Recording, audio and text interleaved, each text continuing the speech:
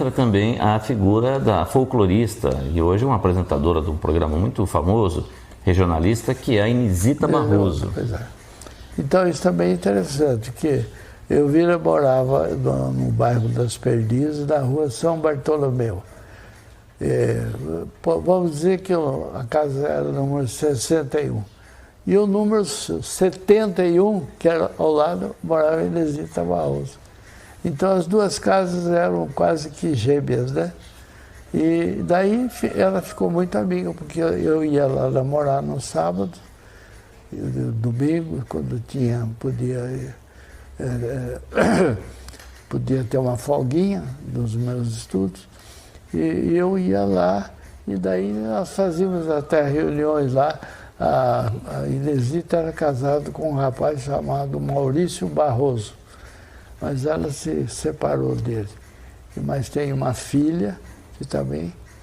E naquele tempo, então, nós ficamos amigos. E nós casamos, e parece que um mês depois, 2 meses, a Inesita também casou, na mesma rua, São Bartolomeu, no bairro Perdiz.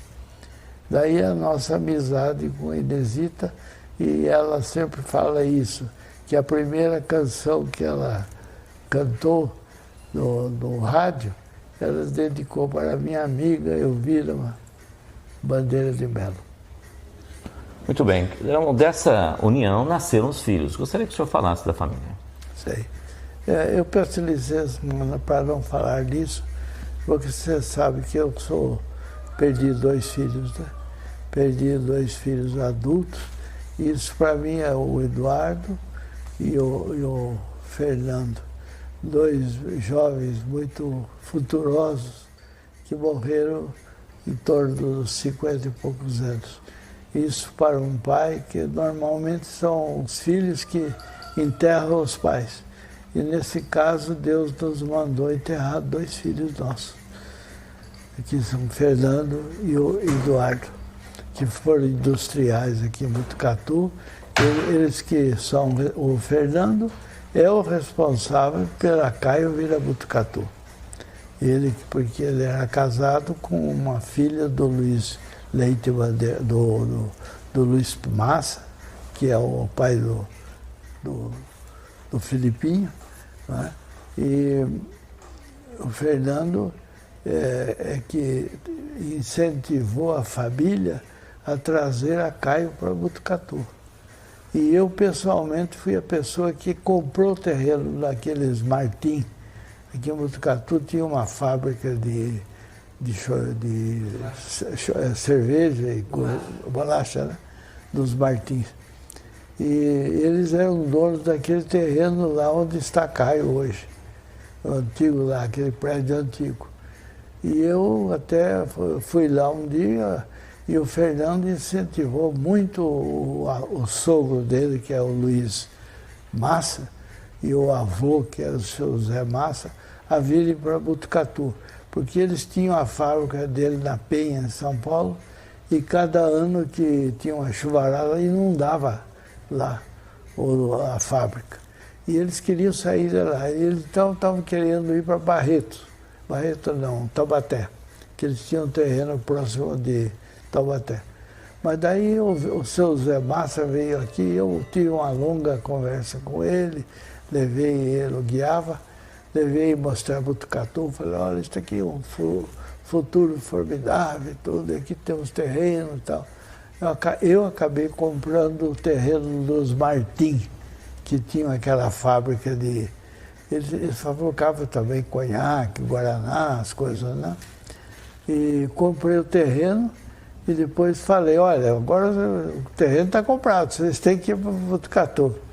Eles misturaram, ficaram quase um ano sem decidir. Depois decidiram vir e me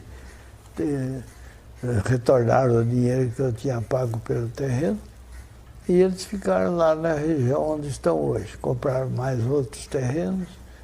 E eu daí comprei um terreno para fazer a Brasília, que foi feita lá, o meu filho Eduardo, é que construiu aquele barracão grande que tem lá, foi Eduardo que construiu. Aliás, tudo que está construído lá foi Eduardo que fez. Ele era formidável, esse menino que eu perdi. E daí ficamos ligados à família Massa por esse motivo. Daí o Fernando casou-se com a filha do Luiz Massa. Daí ficou tudo em família. Mas depois eu e o Eduardo saímos da sociedade inicial e fizemos aquela outra fábrica à direita, que é a Brasília. Né? Daí ficamos só eu, o Eduardo, e o Fernando também entrou na sociedade. Essa aí é a parte que deu. Bom, agora voltando para a parte literária, quando despertou o interesse, o senhor está em São Paulo e escreve os livros, publica os livros. Gostaria agora que o senhor falasse do escritor, né? Como nasce o escritor e as suas obras. Há uma dúvida, claro que nós que estudamos a sua biografia sabemos, mas eu gostaria que o senhor falasse tanto para o telespectador, né, que está nos acompanhando, como também para o ouvinte. Nasceu primeiro o escritor infanto-juvenil ou o escritor de romances? Eu acho que nasceram simultaneamente, viu? Porque eu estava aqui em Botucatu e acompanhava os suplementos infantis dos jornais de São Paulo. Não sei porque o motivo, eu gostava muito quando chegava, era quinta, sexta-feira que saía o suplemento infantil. Eu comecei a ler. E depois eu fiz amizade com o Hernando Donato, né, que nós estávamos na mesma classe. Daí o Hernando e eu escrevemos um livro em conjunto. Um tempo eu via a aula, nós estávamos escrevendo outras coisas. Então escrevemos um livro em conjunto. Daí nasceu essa amizade. E eu andei, quando eu escrevia, nós publicamos esse livro num jornal que era um suplemento do Diário do Assis Chateaubriand. Né? Era o Diário, não sei como é que chama. Associados, né? Então eu mandei esses artigos para lá, né? E eles, então, o repórter lá falou, você, além de publicar aquela série de infantil que eu escrevi junto com o Donato, ele perguntou se eu queria colaborar no suplemento infantil deles, que chamava, parece que o Guri, um nome assim. Bom, falei, eu colaboro. Ele falou, então manda o primeiro artigo. Então eu mandei um primeiro artigo que era um conto. Daí chegou, mas o conto caiu na mão de uma outra pessoa que não tinha falado comigo. E essa pessoa falou, vamos publicar o artigo e tal, tal. Daí começaram a ver os dados e pediram os dados meus pessoais. E eu tinha 15 anos naquele tempo. E eles falaram assim que aquele artigo podia ser escrito por um literato. Já gostaram muito do conto, era um conto infantil. Né? Aí foi o começo. Aí eu escrevi também um negócio sobre a importância do carro de bois na vida do Brasil. O carro de boi era o caminhão de hoje, né? Para ir buscar os produtos, o milho que era produzido nas fazendas, sempre ia o carro de boi. O carro de boi tem importância muito grande no Brasil, porque era o veículo nosso, né? Então eu escrevi um artigo sobre o carro de boi e esse diário do Chateaubriand publicou. Aí eu comecei, pediram, não, você manda mais artigos para cá e tal. Depois eu entrei para melhoramentos. Eles viram esses artigos que eu escrevi e o gerente da Melhoramentos mandou me chamar um dia lá, procurou saber onde eu morava numa pensãozinha lá muito modesta, porque quase não podia pagar, né? E daí eu fui lá e ele falou, olha aqui, eu tenho um lugar aqui na seção de publicidade do jornal, e eu gostaria de contratar uma pessoa como o senhor. Eu estava na Faculdade de Direito. Para contactar escritores novos, convidar para pessoas. Nós temos uma editora, precisamos publicar livros. Queremos que o senhor ajude. Eu falei, tá bom. Mas queria que eu fosse o tempo inteiro. Eu falei, bom, o tempo inteiro, então eu sou estudante, só posso ir meio período. Daí eles aceitaram. De manhã eu ia à faculdade, saía correndo ali da pensão pensão não, saía da faculdade do Lar de São Francisco, subia num trenzinho que passava, trenzinho não, um bonde que passava por ali. E antes eu passava num barzinho que tinha ali, comprava um sanduíche e era o meu almoço. E eu subia logo nesse trem coisa para ir na Lapa que tinha a Melhoramentos. Daí eu fiquei 29 anos na Melhoramentos. Depois fui para a publicidade, depois eles me deram outros cargos, e depois eu acabei sendo o gerente geral das edições. Eu contribuí talvez para alguns milhões de livros que saíram da imprensa para o Brasil. Nessa época, o senhor pode citar algum nome que tenha sido um expoente da literatura? Tem, o Mardonato, por exemplo. Quando eu fui para Melhoramentos, o gerente lá falou, você vai ter contato com escritores para conversar com eles sobre livros novos, sobre livros que estão fazendo. E você vai falar com o escritor que quer publicar um livro aqui por nós, até chamava-se A Formiguinha Viajeira, é o título do conto dele. E daí você vai, um dia por semana, você vai sair aqui da Lapa e vai ficar na rua Líbero Badaró, a Melhoramentos tinha uma livraria, falou, e lá tem uma sala. Esta sala vai ser sua. E você receba escritores, convide autores, tradutores, jornalistas para irem lá. Uma vez por semana você vai lá. Daí então eu trabalhava na Lapa e às quintas-feiras eu ia para dar esse expediente na cidade. Daí que eu comecei a ter contato com alguns escritores famosos. O primeiro que apareceu lá foi o Mardonato. E daí o Mardonato foi um escritor que ficou muito conhecido numa certa época, porque ele escreveu um livro um pouco forte naquele tempo e acharam que era que tinha cenas de sexo e tudo, mas isso tudo era, hoje é água com açúcar. Né? Naquele tempo publicar um livro que falava de sexo é difícil. E ele era muito difícil e criticado. E eu fiquei amigo do Mário Donato, que não tem nada que ver com o Hernani. E o Mário, por sua vez, ficou meu amigo, começou a ajudar a me colocar em contato com outros escritores. E eu tive possibilidade de conhecer outros escritores do tempo, escritoras também. E daí que eu comecei também, um dia lá o gerente, chefão de nós todos, falou, olha, por que você não escreve também um livro infantil para nós? Eu falei, não, eu estou escrevendo um livro para adulto, que seria o Clarão da Serra. Né? Eu estou escrevendo um livro sobre a influência do café na vida brasileira, mas é um romance, não é um livro de história. Ele falou, não, escreva alguma coisa infantil. Daí eu escrevi Nas Terras do Café. Mandei o texto para lá e eles, antes de publicar, eles consultavam um grande autor, que era o Lourenço Filho. Era um grande conhecedor das escolas do Brasil, ele foi até ministro da Educação. E eles mandavam qualquer coisa, a Melhoramentos não queria, tinha medo de publicar alguma coisa que fosse criticado por qualquer motivo. Né? Mandava os originais para o Lourenço Filho. E eles mandaram sem nome.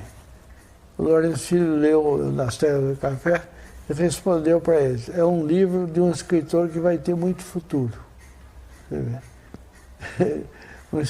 Eu guardei a frase porque ela me tocava. Né? Esse autor, cujo livro não sei o nome, ele escreveu esse livro, Nas Terras do Café, é um escritor que pode ter um grande futuro. E se escreveu para Melhoramentos. De fato, o livro foi publicado, foi sucesso, daí a Melhoramentos mesmo falou, não, escreva outro, daí que veio. a série dos livros, porque nenhum editor vai pedir para um escritor que não vende para escrever livros, porque a editora vive dos livros que edita e vende, né? Muito bem. Aí nós estamos falando da série infantil que começou quase que concomitantemente aos romances.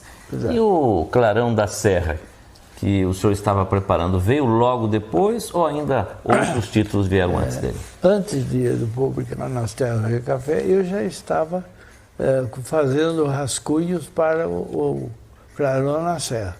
O meu ideal era publicar um livro sobre a problemática do café, mas um romance. E eu estava escrevendo isso.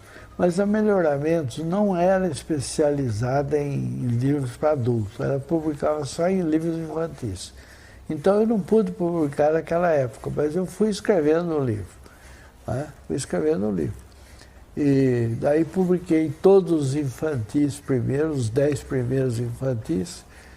E depois, um dia, eu falei lá na direção, falei, olha, a Melhoramentos é uma firma muito poderosa, vamos também entrar em outras literaturas, romances, crônicas, traduções, e eles acharam boa ideia.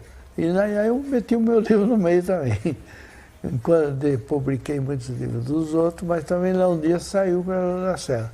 Quando saiu o Clarão da Serra, os críticos ficaram todos muito atentos ao livro, elogiaram muito o livro.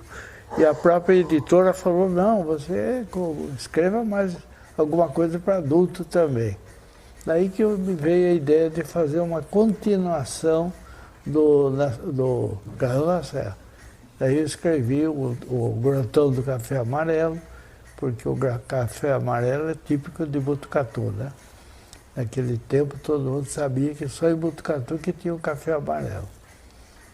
Escrevi sobre o café amarelo, romance, e depois os outros que fui publicando. Mas realmente o que teve mais sucesso dos romances foi o Clarão da Serra. Se o senhor tivesse que escolher entre eles um filho querido, aquilo que o senhor tem maior apreço, né? Nós todos temos a nossa preferência, cada um, né, aponta um livro, já tive a oportunidade de conversar com vários leitores seus e cada um aponta uma preferência. O seu, qual seria o seu livro querido? Seria o Taquarapoca, O Segredo do Taquarapoca. Porque quando eu escrevi o Segredo do Taquarapoca, eu contei um pouco da vida rural brasileira ao nível de jovens de 12 anos. E foi um grande sucesso, saiu 10 mil, depois mais 10 mil, começaram a editar sempre 10 mil e vendia tudo. E, de modo que esse se chama O Segredo do Taquarapoca. O primeiro foi o Nas Terras do Rei Café, que também teve boa saída.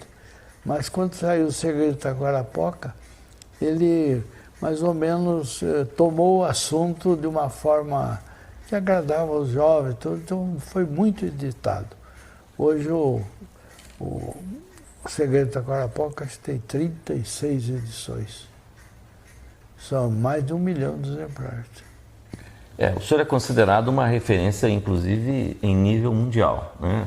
Publicado em vários idiomas, né? Editados, né, em vários países, e é até uma referência de uma famosa, né, enciclopédia britânica, né, que acaba o mencionando aqui como uma referência no Brasil. Nós temos, né, é evidente que eu não poderia deixar de perguntar, nós temos uma outra grande referência no Brasil, que é o Monteiro Lobato, que também escreveu séries infantis. Qual que foi a sua inspiração e o seu relacionamento com o autor Monteiro Lobato? Eu confesso que não tive nenhuma, vamos dizer, entrevista séria com o Lobato, né? Porque o Lobato, eu era um jovenzinho, né? E que também escreveu, eu até quando escreveu Nas Terras do Rei Café, eu fiquei com vergonha de levar para o Lobato. Falei, olha, eu aqui escrevi um livro novo, Lobato é conhecido e tudo, né? Eu capaz dele, se ele não gostar, eu vou ficar muito triste. Não levei. Né? Mas então o Lobato era uma figura nacional, um escritor muito apreciado, né? Que todos admiravam. Agora, o meu livro não tem nada a ver com o Lobato. Inclusive, eu não li a maior parte dos livros daquele tempo do Lobato. Mas o que coincidia? Era o Brasil interior, porque quem mora na cidade é leitor de livro, mas muitos nunca viram uma fazenda. Então, eu pensando desse lado, falei, eu vou escrever um livro tentando explicar um pouquinho como é a vida rural, né? Como é a vida numa fazenda de café, numa propriedade rural, onde são meninos também da mesma idade de São Paulo, mas que praticamente andam com o pé no chão, né? Daí que eu escrevi o Nas Terras do Rei Café, contando a história de um menino que sai da cidade e vai para o interior, viver as aventuras de uma vida rural. E isto teve sucesso. O livro tiraram vários milhares de exemplares, e daí eu escrevi O Segredo da Taquarapoca, que é o segundo. E eu gosto muito dos segredos, porque ali eu coloquei pela primeira vez a figura do Curupira. Eu sou, em plano mundial, o divulgador do mito do Curupira, que é um duende que tem os pés para trás, que é defensor da floresta, você vê, ecossistema, defensor da floresta e inimigo dos machadeiros que vão cortar as árvores. Então, nesse livro, O Segredo do Taquarapoca, estão as raízes principais dos livros meus, que é a defesa do ecossistema, etc. Bom, o senhor teve também uma atuação na Academia de Letras, né? O senhor teve uma participação efetiva na Academia Paulista de Letras. O senhor contasse essa experiência também de escritor e ativista de entidade. Sim. O senhor sabe que para entrar na Academia Paulista de Letras é muito difícil. A Academia Paulista tem 40 membros efetivos. E só entra lá quem dá na vaga em quando tem 39. Aí você pode pleitear entrar na academia. E eu, naquela época, eu achei que entrando para a academia ia ajudar muito na divulgação dos meus livros, né? Quer dizer, não, Francisco Marins é membro da Academia Paulista. E a academia, você sabe, é uma firma, tem uma empresa cultural que agora já tem 105 anos, né, de vida. E era uma referência paulista na cultura paulista, a academia. Então eu falei assim, fica muito bom que eu sou um escritor de livros infantis que é membro da academia. Daí eu procurei o diretor lá, o presidente da academia, agora me esqueci o nome dele. Ele falou assim, mas ele não se pensa nisso, porque para entrar na academia é uma briga que você não sabe. Quando há uma vaga, aparece 10 candidatos, eles telefonam, eles falam até com o presidente da República para ajudar para entrar na academia. Falei, não tem importância. Não, bom, surgiu uma vaga, né? Surgiu uma vaga que foi do Altino Arantes, que tinha sido governador do estado. O Altino Arantes faleceu, então, eu tinha uma fazenda aqui no Alto da Serra, que se chamava Cravo da Serra. Eu morava em São Paulo, mas com a minha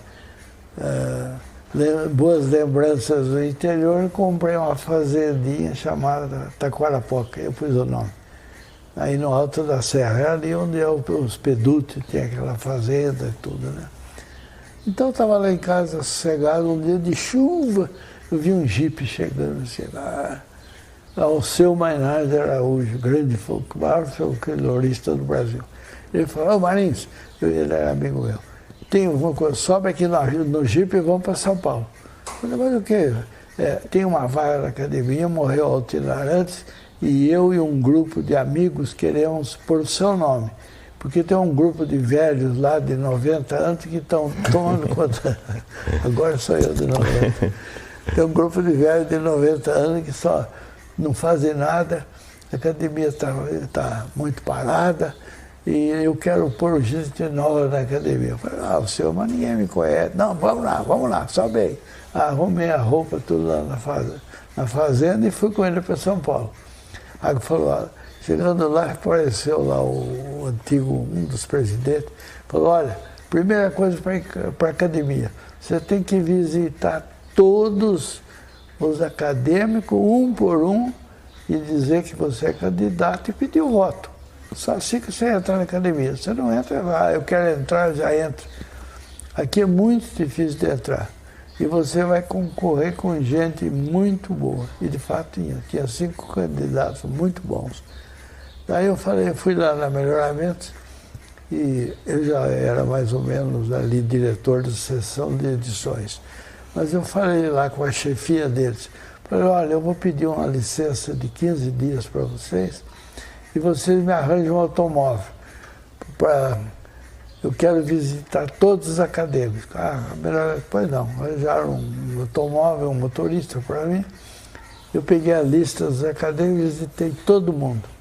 E daí eu cheguei à conclusão que havia 2 grupos. Um grupo que queria renovar a academia com gente nova e tudo, e outro que era o dos velhos de 90 anos. Daí eu saí, visitei praticamente todos os acadêmicos. E todos, até o Guilherme de Almeida. Fui lá no Guilherme, ele falou assim, eu agora não dou voto para você, mas quando chegar, eu falo, no dia da eleição você me liga. E eu daí resolvo. Ele falou isso para mim. Falei, tá bom. Falei, se o senhor votar em mim é uma formidável, porque é o maior poeta que nós temos no Brasil e que está apoiando um candidato à Academia Paulista.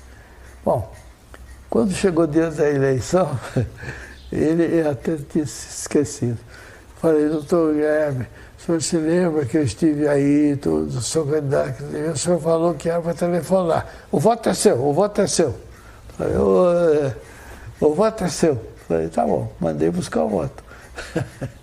E com aquele voto me ajudou muito, porque todo mundo falava, o Guilherme já votou nele.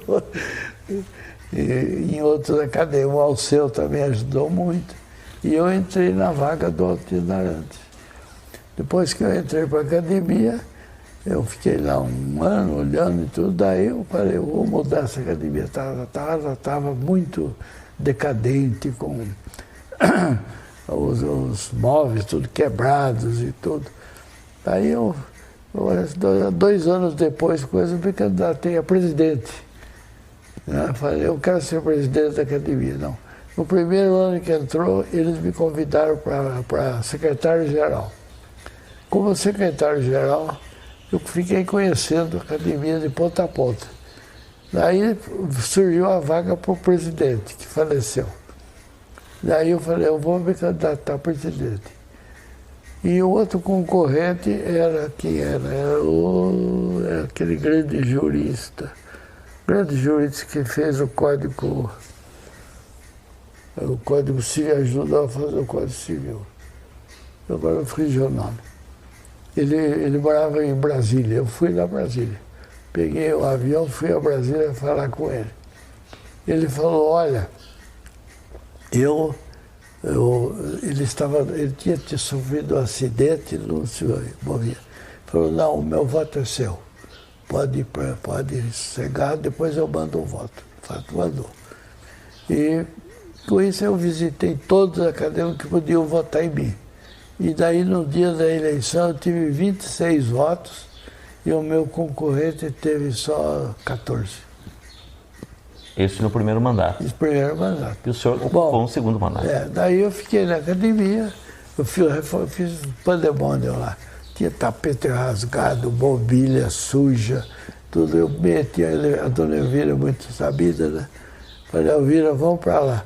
Não tinha um talher decente. A dona Elvira falou, vamos comprar talheres novos, louça nova, café.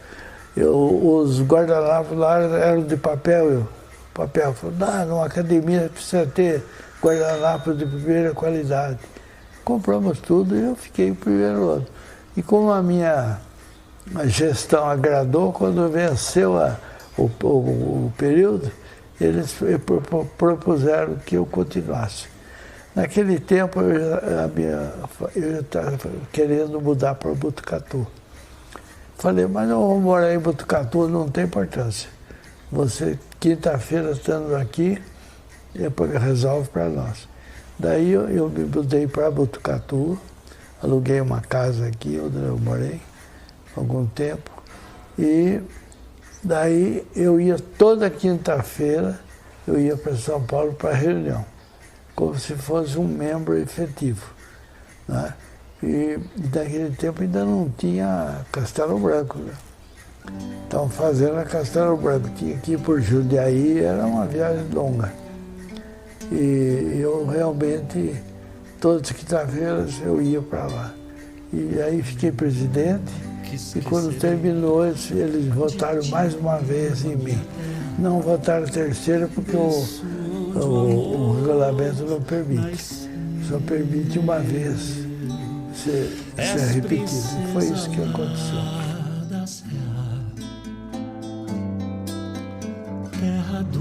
Memórias Botucatu. O passado de volta ao presente.